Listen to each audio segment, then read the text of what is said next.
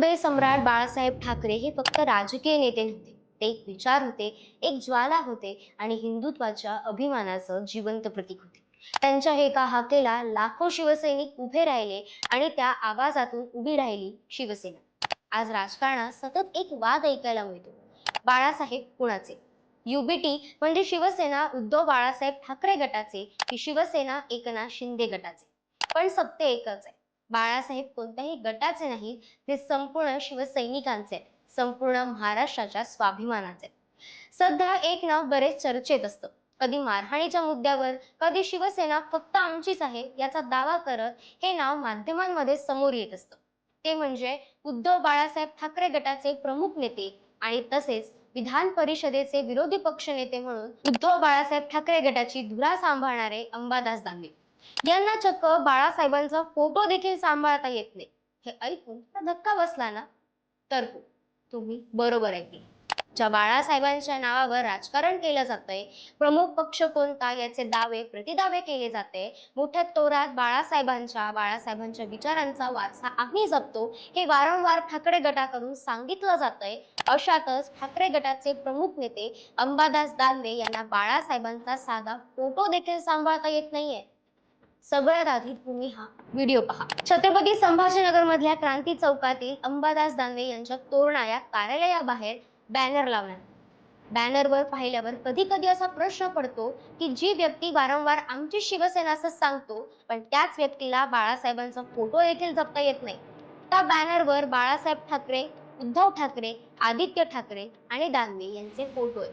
पण जर त्या बॅनरकडे नीट पाहिलं तर एक गोष्ट लगेच लक्षात येते. त्या बॅनरची अवस्था इतकी खराब झाली आहे की बाळासाहेबांचा फोटो हा दुरावस्थेत दिसतो.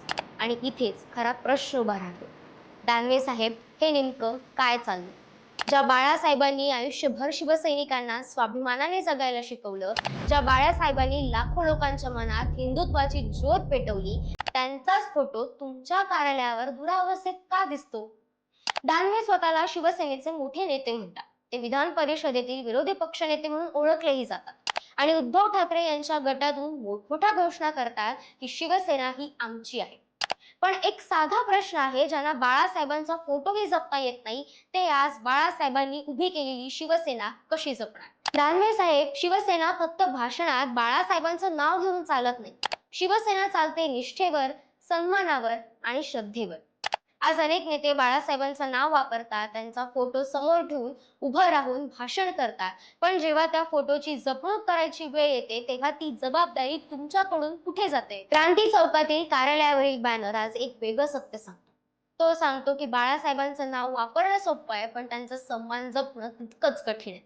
ज्या माणसाने आयुष्यभर हिंदूंना एकत्र आणण्यासाठी संघर्ष केला, ज्या माणसाने लाखो तरुणांच्या छातीत स्वाभिमान पेटवला, आज त्याच बाळासाहेबांचा फोटो जर एखाद्या नेत्याच्या कार्यालयावर दुरावस्थेत दिसत असेल, तर तो फक्त दुर्लक्षित नाही, तर तो शिवसैनिकांच्या भावनांचा अपमान देखील आहे. शिवसैनिकांसाठी बाळासाहेब हे फक्त पोस्टरवर लावायचं नाव नाही, ते श्रद्धेचं स्थान आहे, प्रेरणेचं स्थान आहे आणि अनेकांसाठी ते देव समान आहे. म्हणूनच आज अनेक शिवसैनिक थेट विचारतायत, दानवे साहेब, आधी बाळासाहेबांचा फोटो जपा आणि मग शिवसेनेवर हक्क दाखवा. हे सगळं बघून पक्षप्रमुख उद्धव ठाकरे, संजय राऊत आणि आदित्य ठाकरे यांना एक प्रश्न विचारावासा वाटतो. ज्या व्यक्तींना सोबत घेऊन तुम्ही सत्ता स्थापन करण्याचं स्वप्न पाहताय, ते त्या पक्षासाठी आणि तुम्ही दिलेल्या पदाचा कार्यभार सांभाळण्यासाठी खरंच योग्य आहे का? आता या सगळ्या मुद्द्यावर तुम्हाला काय वाटतं? आम्हाला कमेंट करून नक्की सांगा आणि अशाच व्हिडिओसाठी आम्हाला आता सबस्क्राईब करा.